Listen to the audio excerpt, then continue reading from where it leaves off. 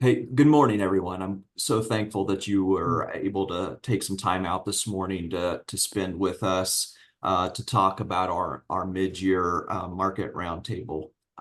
My name's Justin Mitchell. I am a CPA, personal financial specialist, and been with Adams around 25 years. And I've been able to work in both tax, estate, as well as the investment management. And so try to bring a different lens to investment management, making sure that portfolios are tax efficient.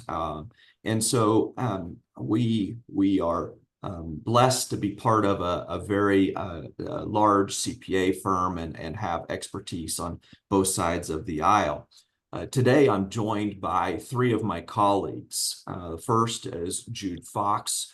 Jude is a CPA as well as a personal financial specialist in our Hayes, Kansas office. He's been doing this over almost 15 years. And like myself, Jude has the lens from a CPA standpoint. And so he serves his clients holistically and has been a tremendous asset for our firm.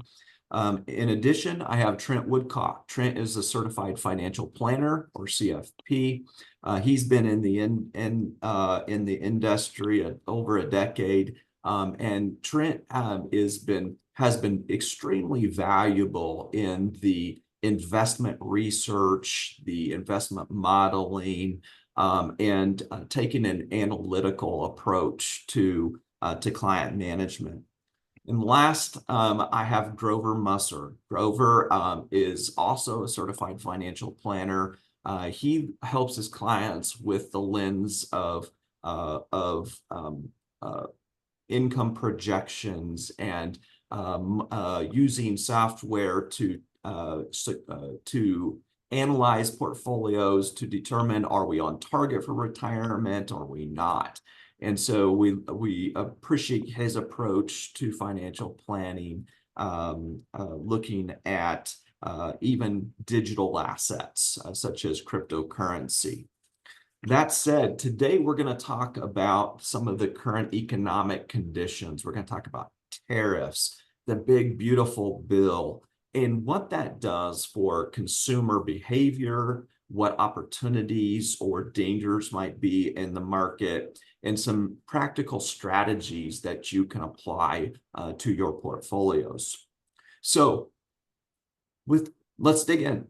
With the state of the economy in flux, it seems like day to day, comment by comment, it's hard to really get a definitive stance on where the market's headed and what the stock market might do in the next 12 months. Grover, tell us your thoughts on the current economic conditions and challenges that we have in formulating a market outlook. Sure. Well, first off, I think there's always some form of economic uncertainty. The U.S. and the global economies are very complex systems that have a lot of different moving parts. Saying that, though, I agree this environment is hard to get a large degree of clarity, mainly because of the policies coming out of Washington, which again seem to be daily. On the good side of the equation, the U.S. economy is projected to grow this year around 2.3%. April's inflation numbers came in lower than expected, and we just had inflation numbers today that came in lower than expected. Those are very, very positive things for the market. On the other side of the equation, we still have rising interest rates. There's some concerns over that big, beautiful bill that you mentioned about not reducing the deficit, and then tariffs. The tariff policies have weighed very heavily upon the market this year. No one was really sure when they started. Were they a negotiating tactic, or were they going to be future policy? We still don't know 100% for sure, but they seem to be more of a negotiating policy. We got some good news on China this morning as well. That being said, I don't think the news coming out daily is going to stop anytime soon, but I do think over the next year, all of this craziness will dissipate a little bit and we'll get a clearer view of where the economy is headed. Till then, though, keep expecting market volatility. Thank you, Grover. So in light of hey, we expect continued market volatility, maybe above average volatility compared to some years. Trent, give us some insights into how we use that data in managing portfolios, right? When the data one day comes out, inflation's better than expected. We have some tariff negotiations that came out well. But then tomorrow we hear just the opposite, right? There's going to be additional tariffs, etc. What are you recommending to your clients in regard to portfolio management? Yeah, that's a good point because we tend to hear the bad news really easy, and maybe the good news just kind of goes by the wayside a little bit. And so, and the media does a good job of emphasizing the bad news. And hey, the stock market dropped 700 points today. And so, one thing that we recommend is don't panic. Right? We all should have long-term goals with most of our investments. And so don't panic when you see those flashy headlines. Think long term and stick with quality investments. Now, when we have opportunities like April when the market was down, and actually, believe it or not, it hit down 20% there on one day. We call that a bear market, but it was a very short time frame. When the market does have that volatility, that can bring on opportunity. And whether it's new money you're looking to invest, or whether it's your current money you have invested, or maybe you want to make some changes yourself, or maybe your advisor is going to reach out to you and say, hey, this is a good opportunity to look in some areas, or maybe you're light in some areas and we want to increase our exposure. So that volatility, that uncertainty that we've seen this year, especially March and April there, and though things have seemed to settle down a little bit, I think that the dust hasn't settled quite yet. So don't get too too comfortable. And so stick with quality, think long term, and don't let the bad news get you down. Thanks, Trent. I think it's really important that you're talking about your goals and your situation. I know for my clients, we talk about, hey, what are you going to be spending in the next 12 to 24 months? And maybe we ought to take a different approach, focus on some treasuries or cash management, but then manage the rest of the portfolio for longer term appreciation and be patient. So volatility is a consistent theme today. And so, Jude, sometimes balancing emotion is hard, right? We all have emotion to certain things. What kind of emotions are you seeing right now with your clients? And how are we navigating that? How are we going to manage that? Yeah, and maybe this is cheating, but I guess my hope is to remove those emotional factors from, at least from decisions that are affecting you, my client's financial well-being. So I'm not saying that we don't want to take note of what's going on. I very much care about what's going on, but we don't want to make decisions that affect our financial well-being that are rooted in emotion, because a lot of times that comes at the expense of either return or maybe our long-term goals. Having said that, and Trent touched on this a little bit, but I would acknowledge that that's maybe never more difficult than it is right now, just in the way that social media can kind of disseminate some of that information and have it available at your fingertips. But oftentimes what we see is panic and fear lead to just people trying to time the market.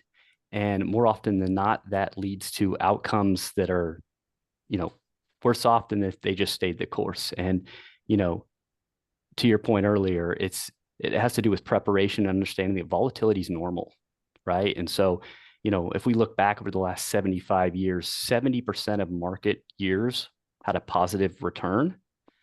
But within those 75 years, over 55% of them had an intra-period loss of over 10%. So it's having the expectation that volatility is normal and kind of balancing, like you said, your short-term goals and your intermediate and your long-term goals, and kind of managing those buckets differently with the understanding that we might want to take a different level of volatility and risk in each bucket. Thanks, Jude. So I think it's really important that we assess how much risk a client is willing to take. And I like to spin it to be opportunistic, right? As you mentioned, or I think Trent mentioned, in April, the market was down 20%. That is the perfect time to be investing, right? There's a famous person out of Omaha that once said, when everybody's greedy, be fearful. But when everybody's fearful, be greedy, right? And so manage the emotions, typically do the opposite of what your gut wants you to do. So Grover, let's talk a little bit about how do we assess risk tolerance and what technology we use, and then how we compare that to what we're or how we're managing clients. And if you're not a client of Adams Brown Wealth Consultants, what conversations should you be having with your financial advisor to assess risk? So we do have an online tool that is a questionnaire that folks can take, and it doesn't only take into account financial money-wise and markets up and down, but it takes into account what I like to call the gastrointestinal meter.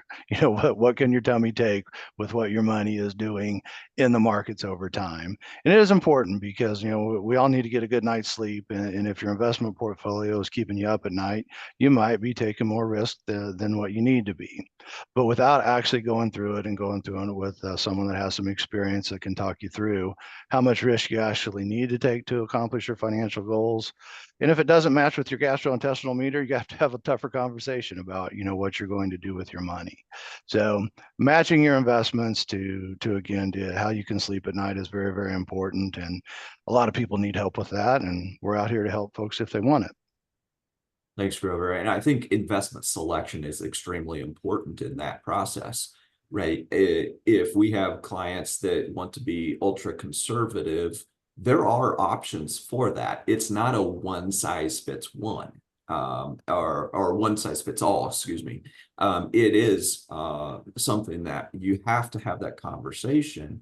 And then as a good advisor, we should be presenting ideas for the clients to think about and to meet their goals. But just saying everything's going to go into the stock market wouldn't be applicable, or wouldn't be a good approach. So thank you for that. So Trent, I'm going to go back to you for just a second. And I want to talk about changes in asset values, specifically to real estate, right? Interest rates went up in 2022. We've seen some difficulty with some real estate investments. What are you seeing this do to consumer spending? Are you seeing consumers pull back on their spending? Are they pulling back on their investment management or contributions to their investment portfolios? What are you seeing consumers do right now? Yeah, that's a really good question, because I don't know if there's a pinpoint consumer spending behavior going on. We have seen the real estate boom that we had a couple of years ago, though everybody, I don't want to say everybody, but we kept thinking real estate was going to go down, or we were going to see prices go down, or interest rates are going to come back down after they went up in 22 and 23. And to be honest, the housing market, maybe it has slowed down a little bit, and you might live in a different area. We don't, where you're at. But here for Central Kansas, it's slowed down a little bit, but we're still seeing pretty good growth in that area. And interest rates, even with interest rates still being up north of 6% on mortgages, we don't see that coming down real soon. And so, and one area we talk about is diversification with our clients. And some clients they might have a rental home and physical properties or land and that's diversification. So we look at that as we invest for clients in real estate also, whether it's private real estate or public real estate. We think that can be a good asset allocation to be in at times. And so consumer spending is I don't know if it's slowed down, because it still seems like, you know, we still see people purchasing vehicles. We still see vacations, cruises are at an all-time high, I think, this summer, and the airline industry. And so that consumer spending, it's tough to navigate here of how that's actually affecting the economy, the market. And I think it will play out here over the next couple quarters. We'll see. Maybe we'll have a little bit better data on that. So with elevated interest rates, real estate it is being impacted differently. I think there's a real shortage in housing. New construction stopped with interest rates going up, so people aren't relocating out of their house. They don't want to give up their 3% mortgage. However, there is opportunity in real estate. We typically, from an investment approach, we're focusing on investment trusts that are significantly invested in multifamily housing, industrial and manufacturing, and infrastructure, thinking of data centers, fiber optic, etc. We haven't seen quite the pullback as we in those sectors as we have seen for retail space or office space. It has definitely changed. So I think it's important to review the real estate investment inside of your portfolio to see if there needs to be some navigating there, because like Trent said, we don't expect interest rates to pare back like we originally said a year ago. And so the market has changed. All right, let's change topics. Justin, I jump in there. I just saw that the 30-year treasury is at a 20-year high. And so that's been going up the last year. And so when we talk about that, yeah, I don't see interest rates, or we don't see, even if the Fed does, we hear them talking about cutting rates.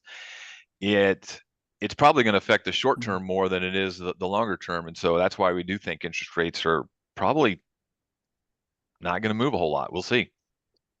Which tends to be favorable for very conservative investors. I know we've done a tremendous amount of what we consider cash management, CDs, U.S. Treasuries, very safe, conservative, because yields have been in the 4 to 5% range. So for conservative investors, that's great. For people who are borrowing, it makes it a difficult situation.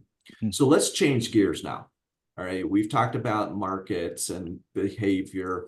In Donald Trump's first session as president, there was an income tax code put through that ends at the end of this year. There's a sunset provision, and we, if nothing happens, we go back to where we were several years ago. And so that will impact income tax and estate tax. So without trying to be political, Jude, what are you hearing about this one big, beautiful bill and how it will impact our decisions with portfolios in the next couple of years? Yeah, so maybe let's take a step back and lay a little bit of foundation with respect to kind of where we are on the bill. So the one big, beautiful bill passed the House of Representatives narrowly by one vote. The Senate's taking a look at it now. They're assuredly going to have some changes, some markups, and they'll send that back to the House. The goal is to have this on the president's desk for a signature on July 4th. By July 4th, that's kind of an internal deadline they've set. So obviously the things that we're going to talk about today are just kind of about what it looks like in its current phase, but you can bet that there's going to be some modifications to what we're talking about. But Justin, to your point, a lot of implications with respect to tax, deficit, those types of things. So I guess maybe I will talk about this with respect to how this impacts individuals and then maybe businesses as well. So the biggest thing is really, and Justin hit on this, is that we're going to extend some of the Tax Cuts and Jobs Act's measures permanently. Okay. And so maybe no other bigger piece than just the current marginal tax rates that we have. So that 10%, 12%, 22, 24%, those will stay the same permanently. And then the standard deduction will be increased almost double from what it was previously. The child tax credit, right? It's currently $2,000. And in fact, it'll temporarily go up to $2,500 from 25 to 28. They're trying to increase the debt ceiling by $4 trillion. So they'll need to address that here before the end of this year so that we don't default on our debt. Another big provision is that they would keep the estate and gift tax exemption at or near its current levels. So the expectation is there would be about $15 million per person in 2026. And then there's some items just relating to some of the things that Mr. Trump ran on his campaign. So no tax on overtime, no tax on tips, deductions for auto interest loan. He wanted to make Social Security so that it wasn't taxable, but based upon how the bill is up for debate, they can't address that issue. So in lieu of that, they're providing an additional deduction for seniors that are 65 or older of $4,000. And then they're increasing the state and local tax deductions potentially from 10,000 cap to 40,000. So, and then there's businesses and how they're impacted, and right. And so, maybe the biggest thing is what we call qualified business income. And so currently that allows those businesses to take a deduction of 20% of their income, and that would actually be increased to 23%. And then they'll increase the bonus depreciation back to 100%. So that's currently being phased down as we speak and expected to go down to all the way down to zero in 2027. So also some R&D costs, research and development costs that we can write off in the year that they're incurred versus having to amortize those. And so a lot of benefits for individuals and businesses. And so the expectation is probably that this bill will get passed in some form or fashion. But Justin, to your point, if this doesn't get passed, we're going to go back to the pre-Tax Cuts and Jobs Act in 2017. And just generally speaking, what that means is higher taxes for individuals and businesses. And so, these are big items. These are things that matter. And so obviously something we want to kind of keep a pulse on and what this means. Yeah, thanks, Jude. So there's a lot there. And I am in agreement that there will most likely be an extension or this bill passing, because you trying to keep, again, I said politics out of it, but we have midterm elections in 26. And so if the Republicans want to keep control of the House and the Senate, this is a substantial or very significant piece of legislation to help them do so. Something you mentioned in there, Jude, was the bonus depreciation, the R&D. We really think there's going to be opportunities there in the investing world, because we call that CapEx, capital expenditures. The amount of capital expenditures going on right now because of the AI race and hopefully some help with depreciation and so forth, and the tax proposal that impacts how we invest our money and what funds we invest in and what sectors and sizes of companies that we're investing in. So Grover, let's talk about, Jude laid the foundation of what could happen with the tax legislation. How are you preparing your portfolios for whether the legislation goes through or doesn't go through? Sure. Well, first off, if the bill does pass, we think that's going to be a very positive event for the market. One thing the market doesn't like, and we've talked about it most of this meeting, is uncertainty. And there's going to be some uncertainty until this thing passes. But if it does, we'll know what our tax brackets are. We'll know what we can depreciate. And we'll know a bunch more than if we don't. That's very, very good. And like you said, I do think the R&D credits and the 100% depreciation will add to economic activity. And that's always good for the stock market. Conversely, if it doesn't, we think that's going to be bad for the market, at least temporarily. So what do? You basically be diversified and you be prepared for both scenarios. We've talked about diversification. You got to be broadly diversified in what you're doing with your portfolio. And one thing we haven't talked about yet is rebalancing of your asset allocation. And I think in times like this, when you just don't know, are we going to have a great outcome? We're going to have a medium outcome. We're going to have a terrible outcome. You need to be prepared for all of them. And one of the ways that you can take advantage of volatility in the market is through the rebalancing of your portfolio over time. Thanks, Grover. We're going to talk a little bit more about rebalancing a little later on here, specifically around tariffs and international investments versus domestic investments.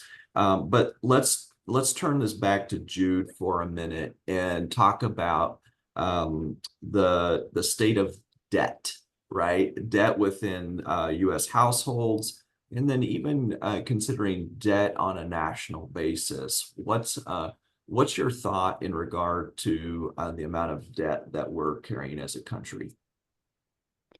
Yeah, well, to my point earlier, we're going to near our ceiling here this year. And so at a minimum, we are going to have to come to some type of agreement that we can increase that debt ceiling, that $4 million amount that was proposed in the one big beautiful bill. That should get us to midterms. But either way, it's increasing, right? And I think the expectations on the one big beautiful bill is that it would increase the deficit by a little over $2 billion. So the deficit continues to increase. When we look at households, I guess we care about debt because what we want to look at is a household's disposable income.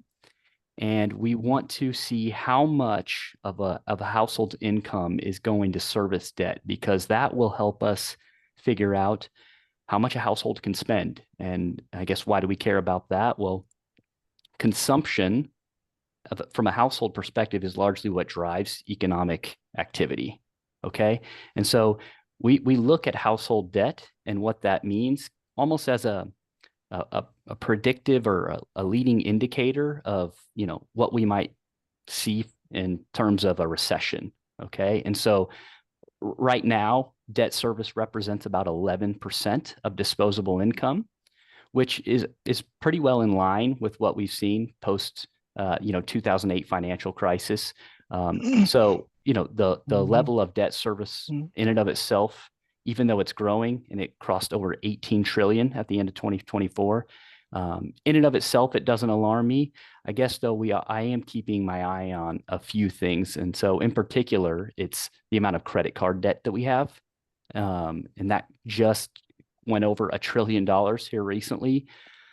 So we all know that debt is a little bit different. It's a little bit more cumbersome, a little bit more difficult to get out of. So I'm keeping my eye on that. I guess it did decrease in the first quarter of 2025. So some optimistic news there. I guess one other thing I'm keeping an eye on is delinquency. Okay, so if we're not servicing our debt, that very much matters. And so as that percentage increases, that might be a precursor to something coming. And what I'm in particular, what I'm going to focus on is student loan delinquency. Okay, so we've been in a extended period of forbearance post COVID-19, and so January 1 probably came as a shock to some households where they had to start making their loan payments again. And so we saw delinquency with respect to student loans increase to 8% in the first quarter of 2025.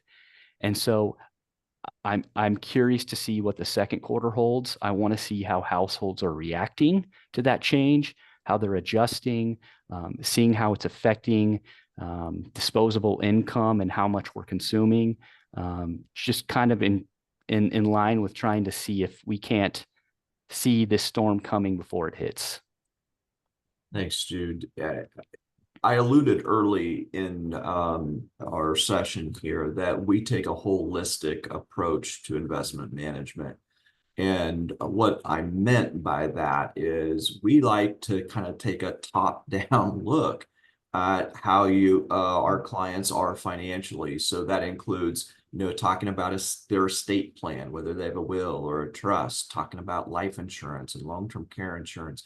And then I think the most valuable tool in our arsenal is the creation of a personal financial statement, right? So we ask a lot of questions, and that's to determine what our liquid assets are, what our hard assets are, or illiquid assets, and then a listing of all the debt with interest rates. Because frankly, as a good financial advisor, sometimes we have to recommend to the client, pay off that credit card debt or pay off that student loan before you fund your Roth IRA, et cetera. Or the management of interest rates and rebalance or consolidation and trying to work with interest rates. So Jude, thank you. That's extremely important as you navigate the financial wealth of a client. Trent, Grover, any follow-up comments about debt? Student loan is something I also, like Jude talked about, that we need to keep an eye on.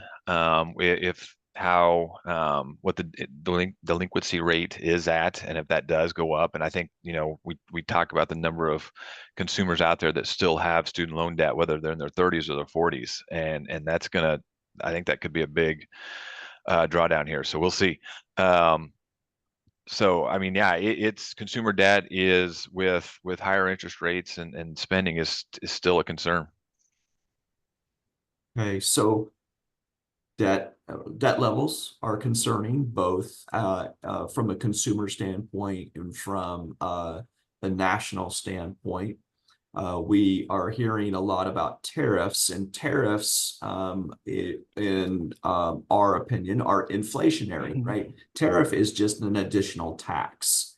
And in most situations, those companies that are being imposed are just going to pass on that cost to the consumer. Thus, we have concerns about interest rates having to stay high to continue to combat inflation. So, Trent, I'm gonna go back to you for just a second and say, with these trade policies, with tariffs being possibly inflationary, are there any specific industries or sectors that you're increasing the investment allocation to manage the tariff uncertainty? I think from an investment standpoint, it's a little more of a wait and see. And I say that because we just don't know if these tariffs, the most talked about topic here of 2025, if it's more of a negotiation tool or if it's actually going to be policy. And so that's the first thing we're trying to navigate. And so we know that we're coming up on July 9th, which is the 90-day moratorium, that whether these tariffs are going to go in place or not. And so there has been a lot of fear, unknown of, hey, how's it going to affect us as consumers? And there's a lot of concern that it's going to be at the, new vehicles. You start talking about things that are that we trade with, the trade war going on. Is it going to be the technology sector with semiconductors and that, or Apple, is concerned? We see that in the headlines. Or is it aluminum coming out of Canada? And so we just there's still that uncertainty with the tariffs of who's going to be affected, and then how much is the consumer going to be affected. And one thing I'm going to look at or keep an eye out is, and we talked about inflation, Justin, is how about the staples that consumers are buying, and are we going to see inflation there? And are these tariffs going to be inflationary? And if we start to see some inflation jump back up, I think that's going to have that's going to probably hurt the market a little bit. And if consumers all of a sudden are spending more and on whether it's dish soap and toothpaste and that's where it's going to hurt.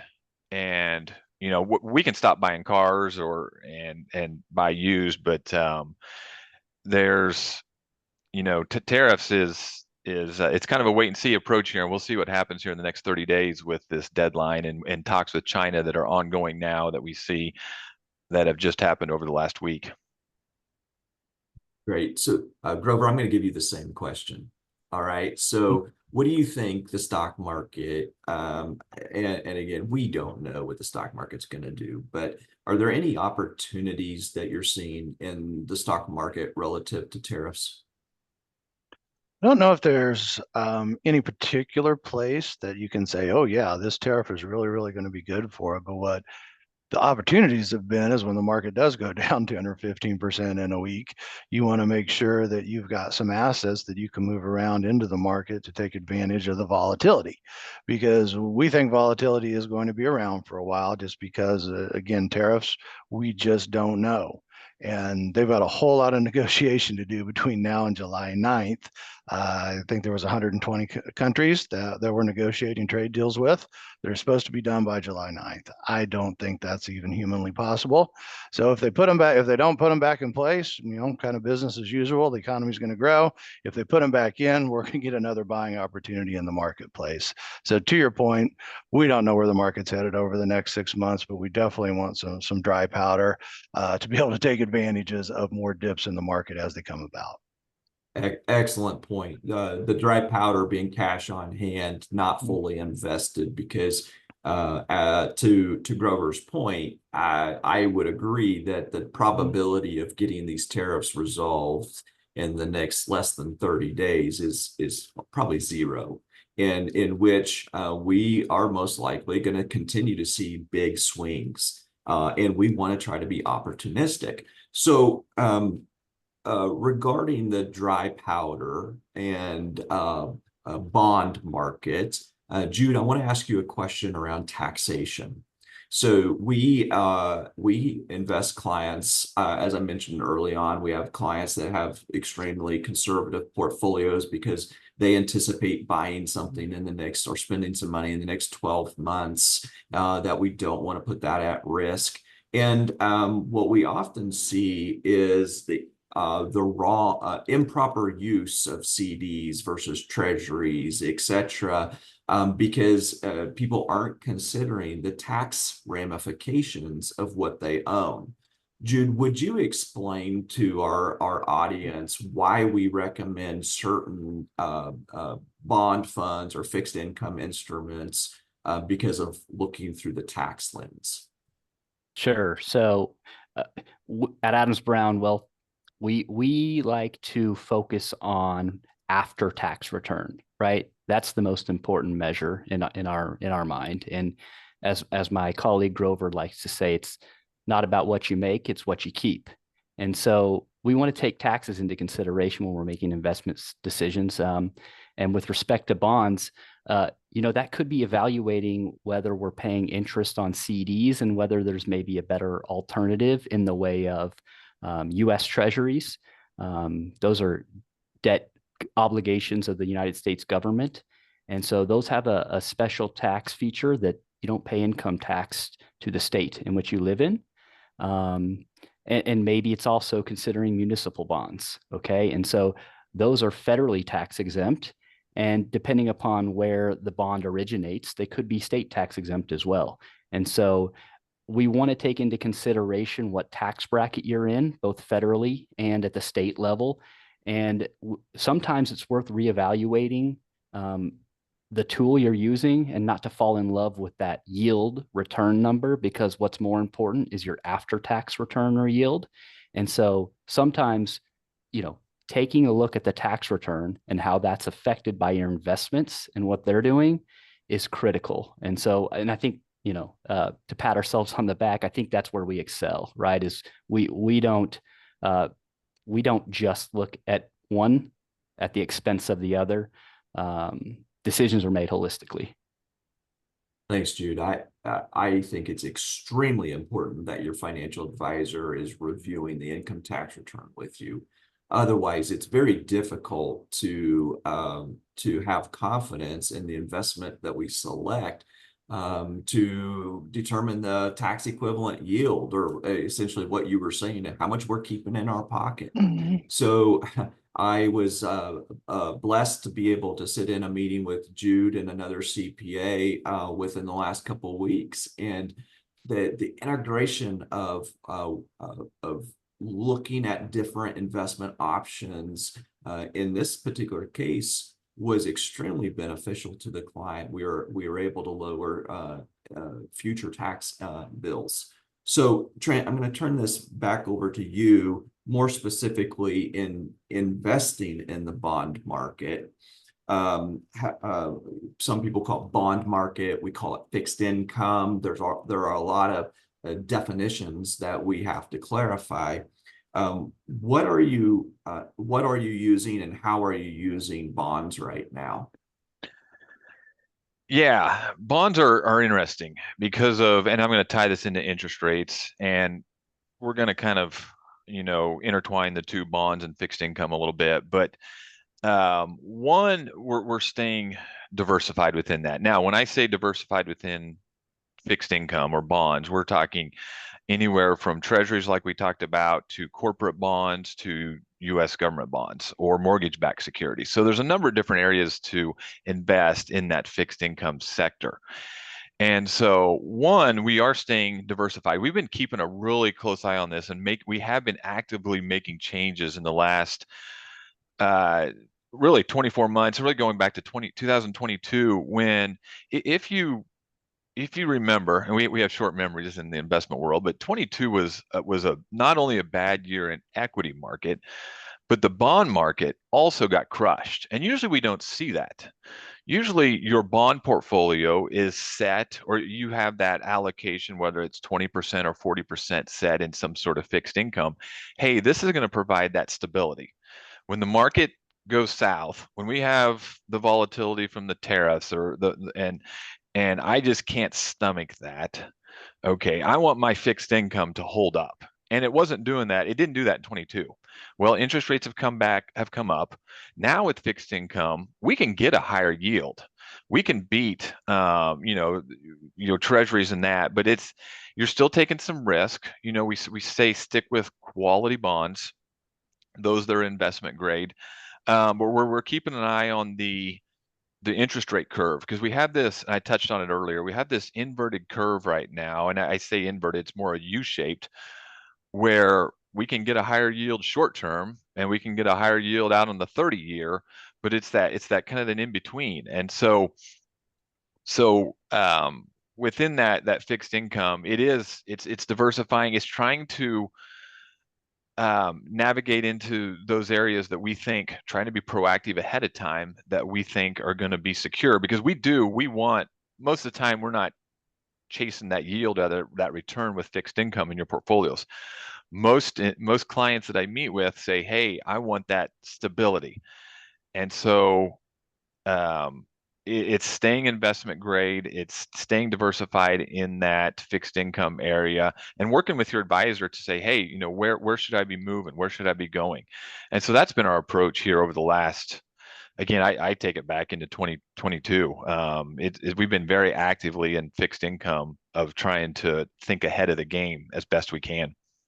Thanks, Trent. So Jude, I'm gonna throw a question out here to you that we often see clients that want to buy CDs. They typically like to invest in CDs, and they're worried about FDIC limits. So they have $1 million and they go to 4 different bank institutions to separate the FDIC to get the additional FDIC. Is there an approach that you could help a client with that would maintain FDIC under one roof? But yeah, the brokerage account. Yep.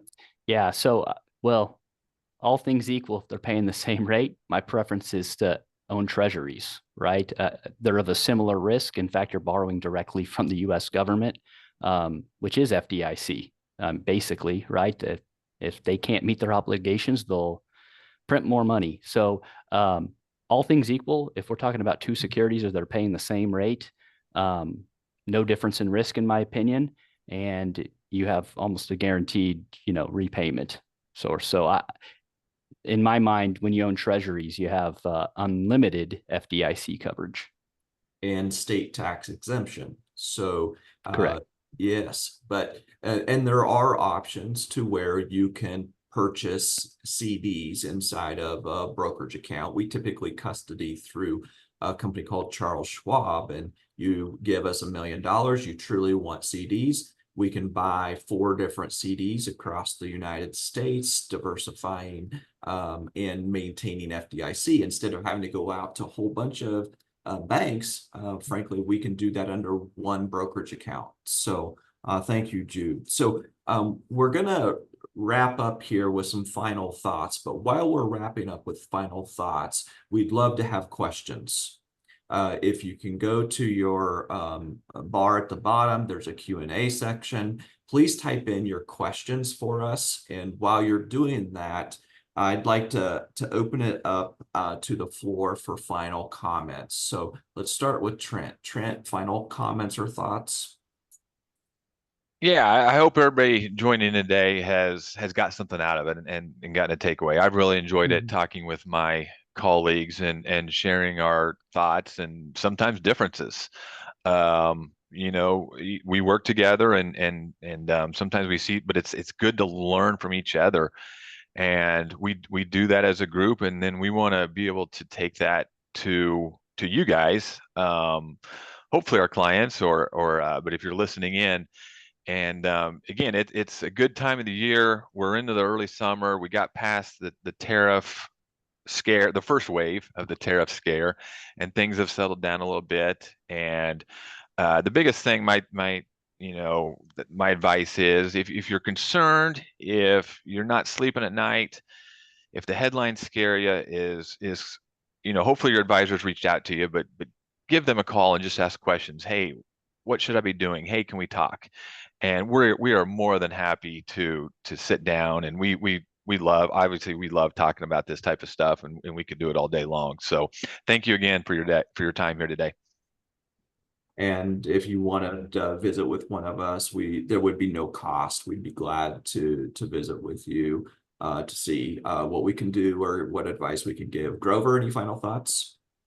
Yeah, I think my final thought would be, one, don't panic with the daily news coming out of Washington. It is all going to get sorted.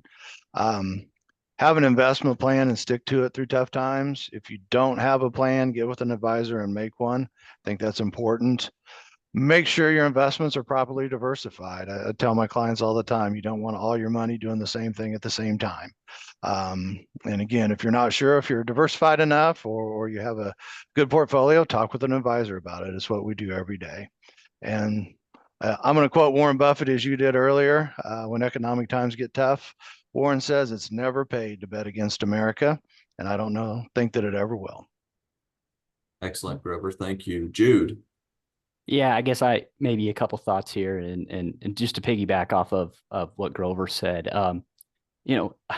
I just was thinking, we were talking about volatility earlier and emotion and that type of thing, and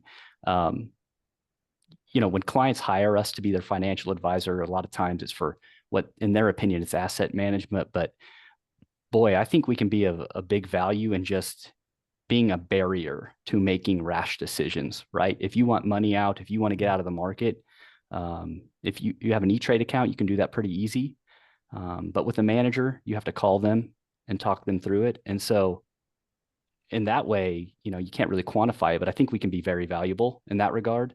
I guess my second thought would be just, volatility, I think, brings opportunity. And I think Grover kind of talked about that a little bit. I would maybe stop short of saying volatility is good, but I think there's a lot of opportunities there. We talked a little bit about rebalancing and how that might be a benefit, but tax loss harvesting, right? Ways that you can reduce your tax bill today, given what's going on with volatility, and even Roth conversions, and how that can make you more tax efficient. So, I look at volatility as a thing that we can take advantage of to some extent. So embrace it, I guess, is what I would say. Excellent. Thank you. Grover quoted Warren Buffett, don't bet against America. I would say we are seeing a little bit of a global rebalancing right now. In the past 10 years, international stocks have underperformed domestic stocks. So most fund managers have been very much overweighted domestically. And with the devaluation of the dollar this year, the dollar's down 11%, energy's down 17%.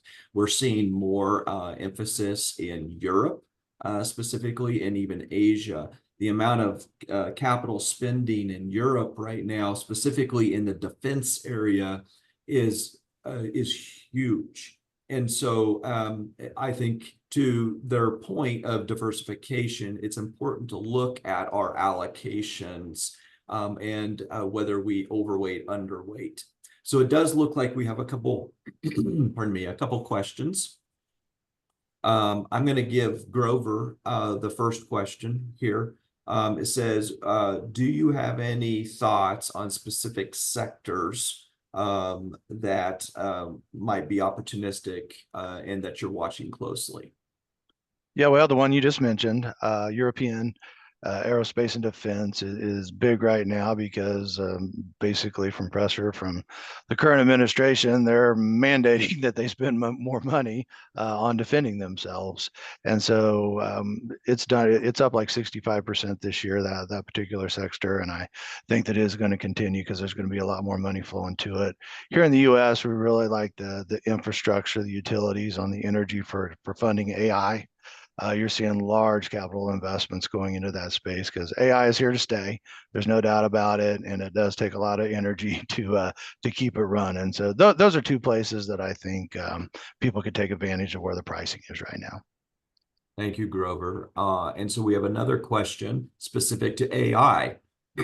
So I heard in the conversation earlier, one of the biggest things we're hearing about are tariffs and the big beautiful bill, but artificial intelligence.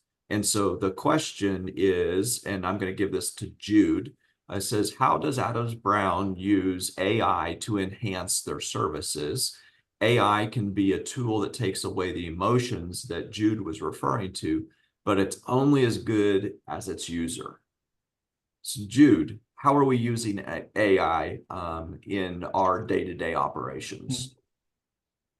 Yeah, well, we want to go slow at this, right, with respect to AI. I very much believe that there's a human element that is necessary with wealth management. So I think AI can be a tool, and we certainly use that when we are researching investment options and what's out there, what's available, what alternatives are. We want to embrace technology. We never want it to replace us, right?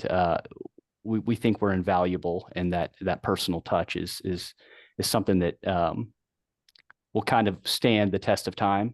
But we're definitely using AI as it relates to kind of how we're summarizing what's going on with our clients, right? When we meet with them and we have a meeting, we can dictate some notes using AI and that type of thing. So, yeah. I think there's two sides to the AI. There is the use of it in our day-to-day business for efficiencies. And then there's the second side of it, which is how do we take advantage of financially in the investing world? How can I make money in AI? Because the top 7 companies in the United States, the amount that they're spending on capital expenditures specific to AI, we've never seen before, or we'd have to go back to 1999, 2000, 2001 during the tech bubble.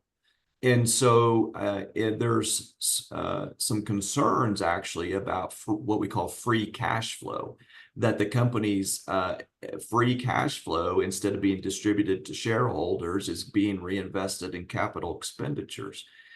So I think from an investment world, we want to be in the companies, investing in the companies that are providing the backbone for the AI, semiconductors, the building, the storage facilities, data centers is the word I was trying to come up with, et cetera. So there's absolutely two sides to artificial intelligence. So another question is, with everything going on in the markets, is now a good time to buy gold? Trent, I'm going to give that one to you. I was waiting for this question because we've seen it in the news that gold is an all-time high, or maybe you see the commercials.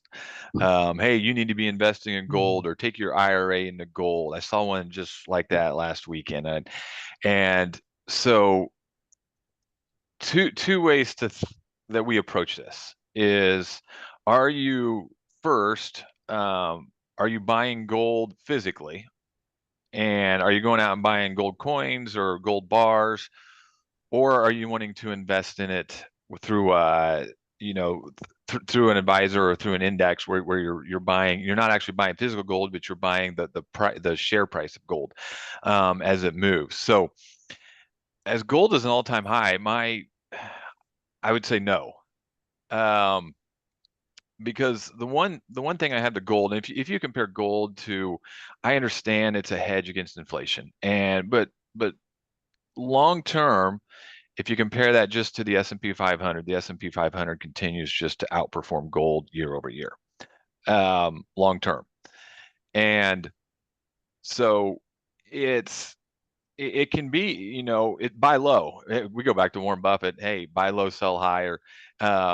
And so if you can get in gold at the right price, yeah, that might be an opportunity. Hey, I want some portfolio stability. But the biggest thing I see with clients that I've worked with is that may own gold is, okay, gold's an all-time high. Are you ready to sell? And most of them are say no, because hey, there's too many scary things going on in the market. I don't want to sell when gold's high. And so again, it's having a small percent allocation. We sometimes do that for clients. We're going to do what you want to do. We're going to walk you through it if you want to buy gold. And let me also talk. It's not just gold. It's we're also looking at silver and titanium and some of those things that you can invest in mutual funds that will capture all precious metals, and those really have outperformed, just have done very well, and also can be a good way to invest. So gold is, again, it's high, it looks attractive because it's, you hear that it's going to keep going up, but I'd be careful. If you want to go dabble in coin and go buy gold coins for your grandkids or that, by all means, go for it. But be cautious with buying gold as a hard physical asset of the resale value if you do try to resell it. Excellent. So a follow-up question just came in regarding, can you sell precious metals now without a huge tax impact? And that's a difficult question to answer, because each person's cost basis or tax basis is different depending on whether they purchased the gold, whether they inherited the gold, etc. Jude, could you follow up on taxation of let's just say precious metals? Yeah, and I guess I would even go one step further. It matters where you hold the assets, right? So if we're talking about making a sell inside an IRA or a Roth IRA, there's no tax implications, right? But if it's held individually, jointly in a trust, whatever it is, then we do need to be cognizant of tax consequences. And so when we're determining that tax, what we do is, to your point about cost basis, we figure the difference between that cost basis and what the fair market value is on the date of sale. And then that's a taxable transaction, that gain. And how it's taxed is dependent upon your holding period. Okay, so less than a year, it's taxed as ordinary income at ordinary tax rates, just like your W-2 wages, your interest income, any other income that you might have. If you hold it for 365 days or longer, it's long-term capital gains, which is favorable tax rates. And that could be anywhere from 0% potentially all the way up to 20%, depending upon your ordinary income tax rate. I think the point of that, Jude, would be speak to your accountant, your CPA, as well as your financial advisor. So we would be honored to answer that question in more depth, specific to your situation. I would follow up that with income tax rates at the level they are today, We have very favorable capital gains rates. Of course, in the future, we don't know what tax rates are going to be. So that would definitely be a conversation to have with your advisor. Another question. How are you working? How are we working on keeping assets safe from scammers? And that's a great question. I'm going to tackle that one. We have seen a tremendous amount of scams, fraud. We literally had one in yesterday. We were very fortunate that it didn't impact us, but it wasn't the assets under our management. It was money held elsewhere. And these scammers are creative. You are getting text messages now. You are getting phone calls. You're getting emails. And I want to reiterate as strongly as I can, do not respond to the text message. It's probably not legit. Do not respond to the email, and don't call the number in the communication they've given you. Rather, if you question whether it's legitimate, pick up the phone and call the number you know. Call Adams Brown Wealth Consultants directly. Call Charles Schwab, call E-Trade, call with the number that you have historically known or called. And so cannot emphasize that enough. Regarding our protection, we take cybersecurity extremely important, are serious. We have a technology team inside of Adams Brown that work every day on protecting us, having firewalls put in place, dual authentication. So when we log into client accounts, it's just not an email and a login. It's dual authentication. We get a code sent to us. In certain cases, we even put non-trade orders in, or we will put a fraud alert on an account. So if there is a distribution request, we call and confirm whether it's legit or not. We do not place trades simply off of an email exchange or a voicemail. So we have hired outside consultants even to test our systems to see if they can pierce our system. And I cannot shout out our technology team enough. They do a fantastic job. That all said, if you have concerns, please call us. We can put other protections in place that we don't have time to go into depth today. But if you have concerns or questions, please call us, and we would be honored to answer those. With that said, we are 4 minutes over time, and we are, I see no other questions. So we thank you for joining us today. As a quick reminder, this is going to be, or has been, recorded, and it'll be available within the next 24 hours on our website. We'd be honored if you reached out to us with questions, if you wanted to review your investment portfolio relative to taxation, or have a sit down and talk about how estate planning is integrated or part of your investment portfolio. We'd be honored to sit down with you. With that said, I thank you for joining us today and taking time out of your busy schedules. Until next time.